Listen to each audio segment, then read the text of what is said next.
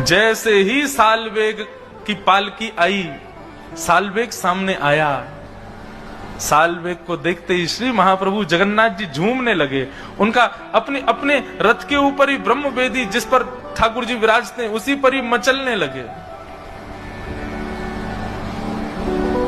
पंडा पुजारियों से कहा, बोले जल्दी लाओ, मुझसे सहन नहीं हो रहा है, जल्दी लेके आओ इसको रथ पर चढ़ा दो ऊपर और मेरे सामने इसको दंडवत करवाओ, मेरे हृदय से लगा दो।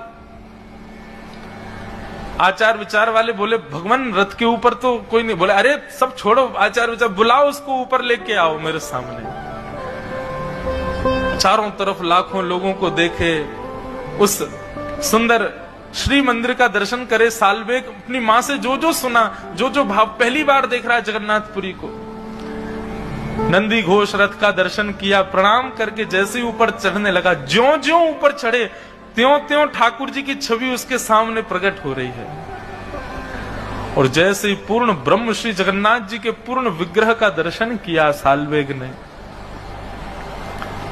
यहां सालवेग के नेत्र सजल हैं, सामने श्री जगन्नाथ जी के नेत्रों से आंसू गिर रहे हैं। मानो आज सबको लगा हो कि श्री जगन्नाथ जी की भुजाएं सदा खड़ी और खुली इसलिए रहती हैं कि उनको प्रतीक्षा है कि एक दिन सालवेग आएगा और मेरे हृदय से लगेगा।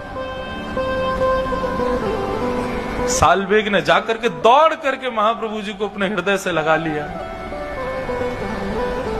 देख करके पूरा जगन्नाथपुरी उस दिन भावावेश में प्रवृत्त हो गया। ठाकुर जी को हृदय से लगा करके खूब रोया सालवेग, और हृदय से लगाने के बाद जैसे ही दंडवत किया, दंडवत करने के बाद सालवेग फिर कभी नहीं उठे, चरणों में ही रह गए श्री महाप्रभु जी के। ऐसे श्री जगन्नाथ महाप्रभु